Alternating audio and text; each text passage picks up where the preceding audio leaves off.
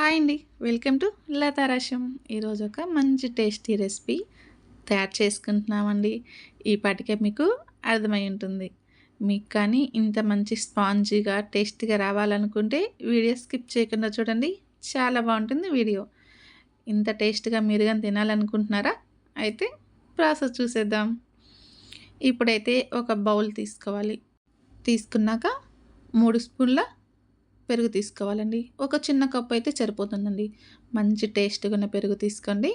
తర్వాత half spoon salt, half spoon baking soda, అదండి వంట సోడా తీసుకున్నాక 2 స్పూన్ల నూనె వేసుకొని మంచిగా కలుపుకోవాలి. ఈ మొత్తం మంచిగా మిక్స్ అయ్యేటట్టు కలుపుకున్నామంటే టేస్ట్ చాలా బాగుంటుందండి. ఇప్పుడు మైదా తీసుకోవాలండి. దీనికైతే ఖచ్చితంగా మైదా వాడాల్సిందే.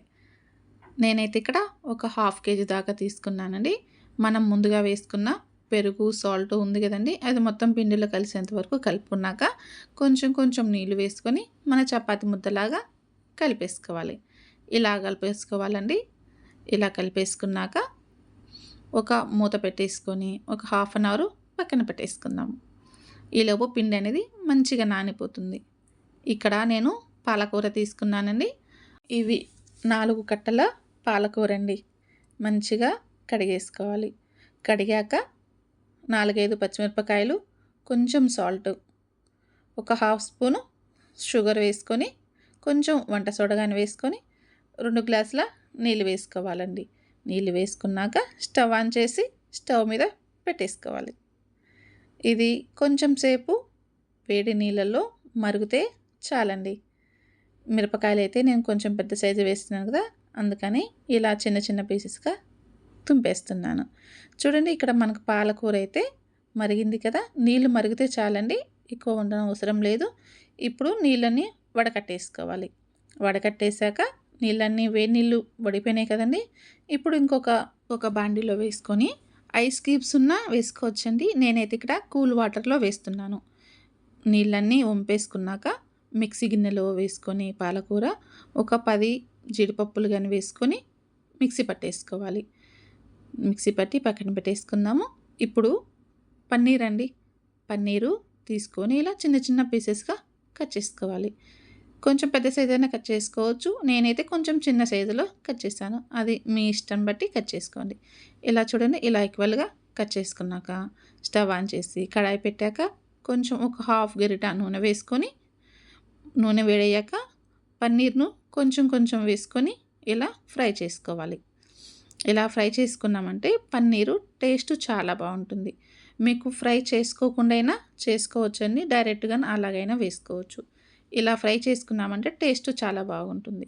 అన్ని పన్నీర్ ముక్కలన్నీ ఫ్రై చేసి పక్కన పెట్టుకున్నాక కట్ చేసుకున్న అల్లము, వెల్లుల్లి, పచ్చిమిరపకాయలు, ఉల్లిపాయలు వేసుకొని ఫ్రై చేసుకోవాలి. ఇలా ఒక 2 మినిట్స్ ఫ్రై చేసుకున్నామంటే వెల్లుల్లి అంతా మంచిగా గోల్డెన్ కలర్లో వస్తుంది కదా. ఆ టైంలో మనం ముందుగా పట్టుకున్న పాలకూర పేస్ట్ ఉంటుంది కదండి, అది కానీ వేసి ఇంకొంచెం నీళ్ళు వేసుకొని ఇలా కలిపేసుకోవాలి. చాలా టేస్ట్గా ఉంటుందండి. కొత్త వాళ్ళైనా చాలా సింపుల్గా ఈజీగా చేసేసుకోవచ్చు. ఇప్పుడు ఇంకొంచెం నీళ్ళు వేసుకొని కలుపుకోవాలి. ఇప్పుడైతే 1 స్పూను కారము, హాఫ్ స్పూను పసుపు, 1 స్పూను ధనియాల పొడి, 1 స్పూను గరం మసాలా, రుచికి సరిపడా సాల్ట్ వేసుకొని కలిపేసుకోవాలి. మీరైతే ఖచ్చితంగా ట్రై చేయండి. చాలా సింపుల్ అండి. టేస్ట్ కానీ సూపర్గా ఉంటుంది. కలిపేసుకున్నాక లాస్ట్లో 1 స్పూను జీలకర్ర పొడి, కొంచెం కస్తూరి మేతి తీసుకొని ఇలా నలిపి వేసామంటే టేస్ట్ ఫ్లేవర్ చాలా బాగుంటుందండి. కస్తూరి మేతి ఖచ్చితంగా వేయాలి. ఇలా కలిపేసినాక ఇంకొక 2 మినిట్స్ మరగనివ్వాలండి. పాలకూర అంతా కొంచెం మరిగాక మనం ముందుగా ఫ్రై చేసి పెట్టుకున్న పన్నీర్ పీసెస్ ఉన్నాయి కదా, అది వేసుకొని ఇంకొకసారి అలా కలిపేసి 2 మినిట్స్ కుక్ అవ్వనివ్వాలి మంచిగా.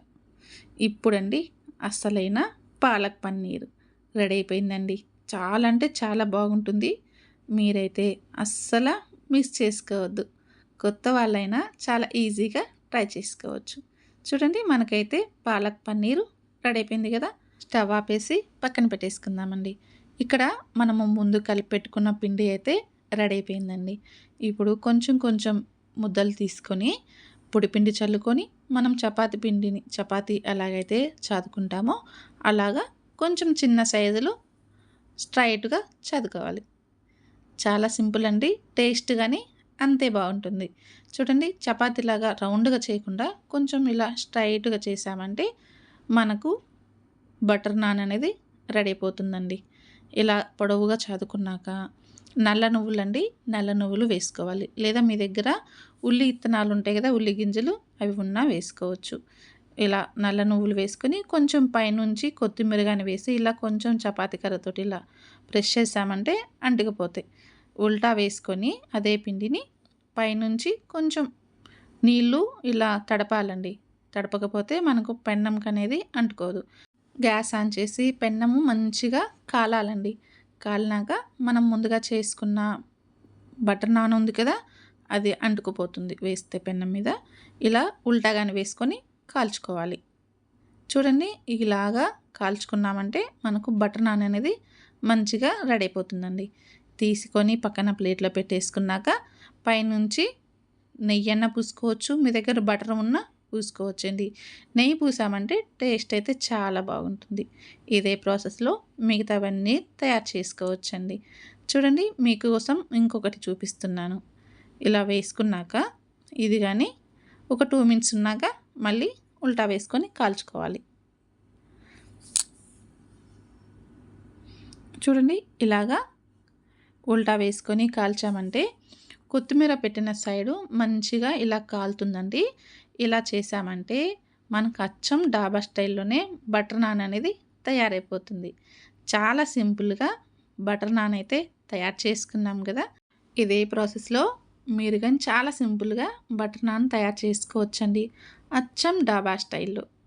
చూడండి చాలా సింపుల్గా బటర్ నాన్ అయితే తయారు చేసుకున్నాం కదా. ఇదే అన్నీ చేసుకోవచ్చండి. మీరు కానీ ఖచ్చితంగా ట్రై చేయండి. చూడండి ఎంత మెత్తగా స్పాంజ్ లాగా ఉందే కదా. మీరు కానీ ట్రై చేశారంటే ఇలాగే కుదురుతుందండి. చాలా సింపుల్గా పాలక్ పన్నీర్ ఇంకా butter non super taste combination అండి. మీరు కానీ ఖచ్చితంగా ట్రై చేయండి. లైక్ చేయండి, షేర్ చేయండి. ఇలాంటి మరిన్ని వంటల కోసం సబ్స్క్రైబ్ చేసుకోండి.